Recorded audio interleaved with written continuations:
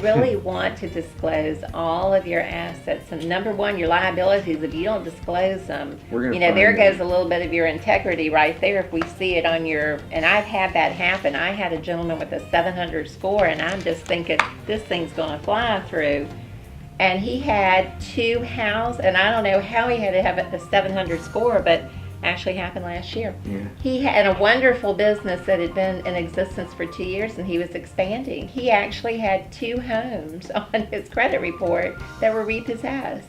Wow. And in his mind, and he was just blinded by the whole thing, because he gave me the most serious look and said, well, the bank, they took the keys and I turned it in, so I thought I was okay. And he was serious. Right. But how in the world he got a 700 score, I don't understand. But Yeah, and credit history, like they didn't really But- put in there. Character is also credit history, and character, You know. like you said, the feeling, like you said, I don't know, these guys seem okay. I think I like them. Well, we kind of get that feeling sometimes too, but like things like whether you're being facetious on your personal financial statement or whether or not. Because the best thing to do is if you know there's a problem, tell me first, so it's not like I find out later. Because I have to pull a background check, and if you don't tell me that you had that DUI, you know, whenever, it's going to show up, and I'm going to be like, all right, you signed this form that said that you were never charged with anything, but you were in 2007, I think, and then you go, oh yeah, I did that. I need to know, because it can be overcome if I know up front sometimes. The last thing is conditions, and this is really market conditions. So in 2008, I didn't want to loan anybody anything for anything. Well, you Really? couldn't. There wasn't. I couldn't. Yeah. It was hard. That's why I had my lending consulting business, because everybody was like, everybody used to be able to get money. We're like, I can't get any money. And I was like, all right, call me and I'll see if I can find you some money. And I usually could, but it was hard. It was hard. It really was. Like people that were very creditworthy could not borrow money in 2008. You know, like right now, if you came to me and said, Rob, I've got this great idea for the coal industry. I'd be like, coal? Yeah, I'd be like, that's nice. Do you know any other bankers?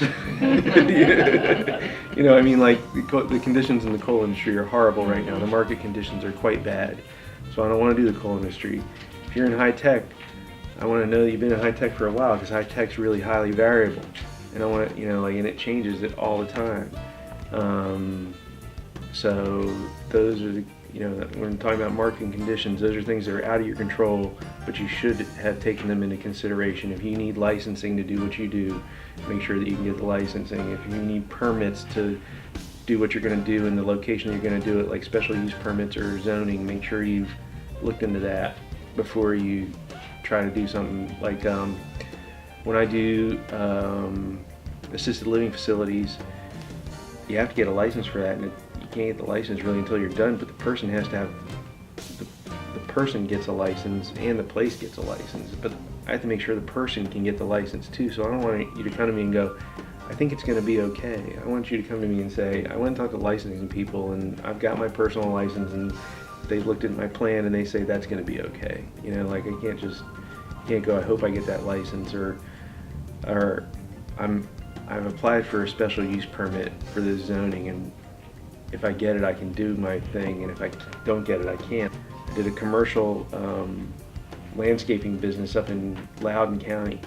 Well, Loudoun County is just like Charlottesville. You can't rezone anything, especially not from a residential use to a commercial use. They hate that. So this thing had a special use permit on it, and they had to grow some plants to get it, and luckily they were landscaping companies, so it wasn't a problem, but the only way they could keep it is if they grew a certain number of plants, which I think was like 30 plants they had to grow. It was like, if you guys ever stop growing those 30 plants, you know, I'm in deep trouble. But, you know, it was okay. Like, if you had said, I'm a dentist, and I'm going to put my thing on that property, I'd be like, I don't know. I'm not sure you're going to be counted as growing 30 plants, you know. I don't know that I can feel comfortable with that. So, if there's permits or special uses or things like that that are considered market conditions, make sure you've looked into that. And it's okay if you're not perfect. Like when people come to me and they're asking me about, I get these emails from the SBA through SBA Link system that I actually look at, and a lot of times the people are very specific about what they want. And when they're very specific, they tell me what they want and they know what they're looking for, I'm more likely to respond to that positively and go, I want to know more about what you're doing. But when you're all over the place and you don't know what you're asking for and you have no clue and you don't put any thought into that, I'm just like, man, if they don't know what they want, I don't know if I want to even bother. They haven't done a plan. Yeah, so The really, only thing that I would inject on what you're saying there is, I'm glad he brought up marketing, because that is the one piece that I see that business owners do not focus on sometimes. There is nothing wrong with knocking on your neighbor who's going to be your competition and getting to know them, because business owners love to talk about their business. So go find somebody that is your competition and your type of business. Get to know them, get to talking to them, ask them those questions. You know, they're a restaurant down in Petersburg. Well, you know, how's the business going? You know, I mean, business owners love to talk. yeah. So if they tell you, I am just really struggling, you know, with my hamburger shop, then, you know, you got to find a way to do something better than what they're doing if you're going to make it. So that's really important. So the whole premise of why our class works so well is exactly what you just said, actually, is that we lead with go talk to your competitors and go talk to your potential customers and figure out exactly what their needs are and what their problems are, and then solve for that. So I'm glad you brought that up, because that's literally what we focus on from beginning to end. Is you need to know who your competition is, because you want to be a complement to them, if you can be. And if you can, great, because you're going to create that destination. Then you really have to know who those customers are and exactly what they want. And none of your ideas are going to survive first contact with them until you get to know what they really need. Your idea is going to change a million times. And then you're going to be like, oh, these are the 3 things that these people really want from me. And then I want you to kill that, like over and over and over again. Beat them to death with those 3 value propositions, whatever it is. And so for my case, I sell curriculum right now at a lower cost. I go to my customers, we got a great pass rate on this exam, and I just keep hitting them with that, because that's what's important to them. They want to know that I'm going to come to them, that it's inexpensive, and that they're going to pass their test. And I know that my customers right now, that's all they care about. And that's all I keep saying to them. And you guys don't know this example, but I'll share just with the folks here. I talked to the Region 8 superintendents this morning at Longwood. And I said to them, I said, listen, here's what we're offering. Here's our endorsement program. Here are the reasons your teachers should care, and I bulleted them. Here's the 4 things they should care about, and they do care about, because I talked to them before I started selling this. I said, just share this with them, and you'll seem like you have the great idea. And sure enough, they're going to go back to their teachers and say, hey, wait a minute, they have a 100% pass rate on this test, and it's the cheapest alternative in Virginia, and we're going to come to your community, and until you're done with the ands, and then you hit them over the head with it until you're done. Because that's addressing a real need, and I wouldn't have known that if I didn't talk to the customers, and I didn't know who my competition was. So in my case, the competition was other state universities offering a similar endorsement program, and they were 3 times more expensive. So I knew I was going to be able to play the Walmart card. I was going to be able to come in and just blow them away cost-wise, but that wasn't the reason we did it. But I knew that our teachers were wanting that benefit. And I wasn't gonna put too much attention on the cost of it, because this is our pilot year, but the teachers were like, no, that's a bigger deal than you realize, especially in Southside Virginia. You need to hype that up. And I was like, well, okay. Well, I didn't want to stick it in the face of my colleagues at the other institutions, but I decided to stick it in the face of my colleagues at the other institutions. And guess what? I think I told you the numbers the last time I saw you. We have pre-signups that exceed $800,000 now. That's awesome. And it also helps people in the communities, and I'm expanding. So not only did I talk to these superintendents today, but one of the superintendents, who will remain nameless, was a jerk to me several years ago when I went to offer him a program. And he came up to me and pulled me aside and was like, hey, I'm about to retire. Will you hire me? And I was like, you know what? Yeah, maybe I will. Like, he didn't want my program before, but now he's like, oh, he's coming to me, a hand open, but he was a decent administrator. So I was like, you know what? I value your experience. And what you're saying, and I feel the same way, like, I jokingly say my job's selling money, but my job really is selling money. I mean, that's what I do. And you say knowing your competitors, like from having my lending consulting business, I pretty much know everybody that does government guaranteed lending in Virginia. And I know what bank they work for, and I know what they're willing to do. All the other lenders, I pretty much know them by name, and we talk to each other, and we'll refer business to each other. If it's like something that I can't do, I know who to call to find out who to get it done. And I'd rather, sure, EVB wants to make all the loans and do everything we can, but if it's something that I can't do and I know where to get it, and you'll still maybe keep your deposit accounts with Susan, if I get you this money somewhere else, I'll probably tell you where to get it. And that's the value added that I can bring, and it's an interesting, because you don't get that if you haven't been doing it a while. So like you sound like you've been doing what you've been doing for a while, and so you know the players, and you got to know the players. So when you're talking about having people going out and meeting and talking to your competition, is super valuable. And in like a lot of industries, they'll tell you surprisingly more than you ever thought they would. Like in the craft brewer industry, they're all like bros, like, hey, here's how I do it. You don't come in and feel confident about what you're doing. How are you going to sell it to me? A successful borrower instills confidence in the lender by addressing all of the lender's concerns on the other 5 C's. The loan application sends the message that the company is professional, they have an honest reputation, a good credit history, reasonable financial statements, good capitalization, and adequate collateral. When applying for a small business loan, don't forget the importance of personal relationships. And I really stress that, because we're here from a community bank. As much as we want your business, if you have a long-time relationship with a banker now, talk to them about what you're looking to do. If there is no interest there, you don't really feel like you have a relationship, we're relationship bankers. Come talk to me. Come talk to Rob. We'd like to hear your story. If you have started your business entity documents and you have not started your business checking, that's really important. You need to do that. You're going to have the business checking account to operate out of. So if not now, get that going.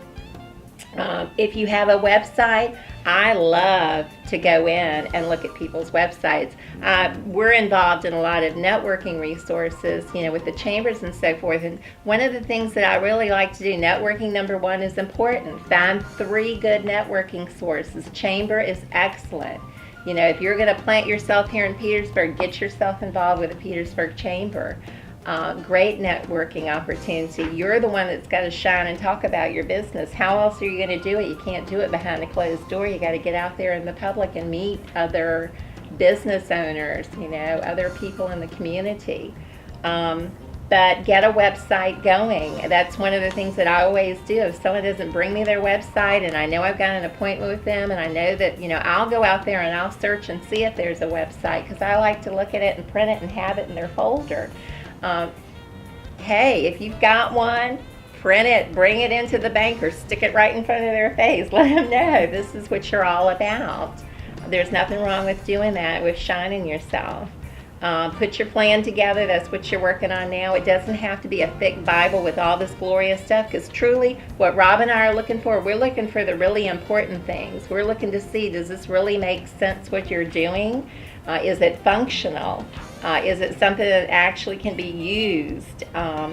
It should include 2 to 3 years projections, especially if it's a new business or expansion of a current business that you own. So make sure that that's in there. A management resume, that's another thing to shine about. Put that in there too.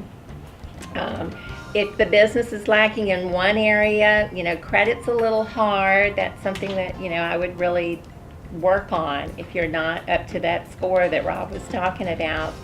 But it doesn't necessarily mean that we would decline it. We look for other mitigants that we could use, like Rob's expertise in getting a government loan guarantee. So, we look at those other things to make up deficiency sometimes. Work with lending institutions that participate with other resources. We're connected with a lot of resources.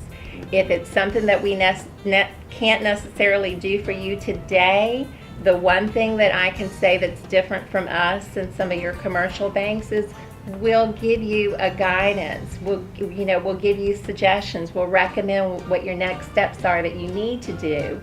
I had a dentist that I had worked with for 3 years before I got her to the point where she was able to get her own business started and going.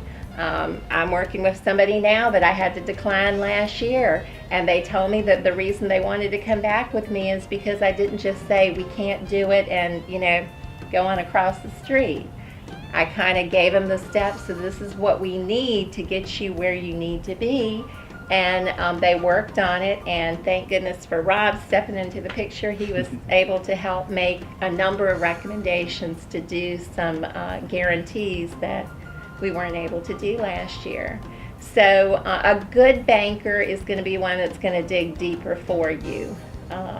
That's really important. If you've got a long-time relationship, as much as we want you and we want you to come to us, you need to have a conversation with that banker that knows you. As you build the relationships with your peers, you're going to also stay out of their business because you know what they do and what their strengths are. So you're going to figure out where you complement each other. But the more you know each other, the more respect you're going to have, and the more you're not going to dip into what they do maybe better than what you do. And so you develop that respect. And I feel like that adds to your confidence. That adds to what, if you can go in and say, hey, I know that all my competitors are doing this, and this. They're not doing this because they don't care about it. I'm really good at this. I'm weak in this particular area, which is why I'm not going to go into that market. But the more that you understand your competitors, the better you're going to look to everybody. And I think a thing that you're saying is that whatever your weaknesses are, and I know in my field, you should lead with that. And then just focus on where your strengths are. Because you'd be like, hey, I'm not a finance person. I think Pat, she's brought in the finance people several times we've run this class. I introduce them, and I am out of here. I don't do finance stuff. I'm the idea guy. I will make the money. I will sell it. I'll do everything, but I can't manage it and don't want to talk about it much. I mean, I will talk cash flow with you guys a little bit just because I have to. But I don't like to deal with it. And I'm a little bit of a prima donna that way. So I leave. And I take myself out of that. But I know I have competent people around me who can handle that. But you've got to develop those relationships. And I love that you're focusing on that. And before you move any further, your confidence, your 6th C, is very important to me as well. And that is, people need to buy you. They need to buy that you're compelling and that you believe in what you're doing, and you have to sell people on that. It sucks that you have to sell people on it, but you do. Even if you're not the best public speaker, and I know several of you will worry about that, if they can buy what you're trying to do, it will make up for your lack of public speaking skills, but they need to buy you. So you need to go in, at least have confidence in your idea enough to convince some other person. And I see too many people with great ideas not execute because they lack that. And worst case scenario, find someone else to sell your idea for you and call them your partner. I don't know what you have to do, but just, if you don't want to be the face of it, find someone who can sell your idea, because lots of people do that. And the solopreneur route rarely goes over that well because you have people with different strengths. So if you can pair yourself with other people who do a great job, do that. And I will reiterate this for you folks who are here. You'll like this. Last year we ran this competition in the city of Hopewell. One of the most brilliant seamstresses in all of Virginia. She's quiet as a mouse. Didn't want to talk. was not going to be able to start her own business without other partners. Class ends. Because of the people talking at our social nights, she hooked up with someone else who wanted to sell partially used clothing and someone else who wanted to do wedding dress stuff. They opened up a shop here in Petersburg this past year and are doing gangbusters. And I didn't know about it until I came to talk to Danielle to sell her on letting us do our class. She's like, the people you're talking about, is it this, and this? I was like, yeah. They're like, oh, they're already open. They're doing well here. I was like, I had no idea. But she was quiet as a mouse. She couldn't sell the idea. But we had one of the participants, she had a giant mouth, but she couldn't back up a lot of the other aspects of it. Like, she had a great idea for sourcing her clothing and stuff. She didn't understand the finance stuff, and she could not do behind the scenes like alterations and things. So she was gonna be the seller, right? And she ended up working with them, and they're all very happy together. Yeah, it's like Three's Company, but maybe better. Every time I try to partner with somebody, I try to find somebody that's smarter than me and richer than me. You know? Which isn't that hard to do, but I mean, you know. But you know, always don't get somebody that's a pea in your pod right there with you. Look for somebody that complements your strengths. You know, like you might be really good at certain things, but finds it, like, especially if it's numbers, man. There's always a numbers guy that's like back there and that can make things happen that you didn't realize could have happened just because he's going, well, if we do this, we're going to make X, and then this is going to happen, and that you would have never thought of. You know, I mean, it's kind of interesting that way.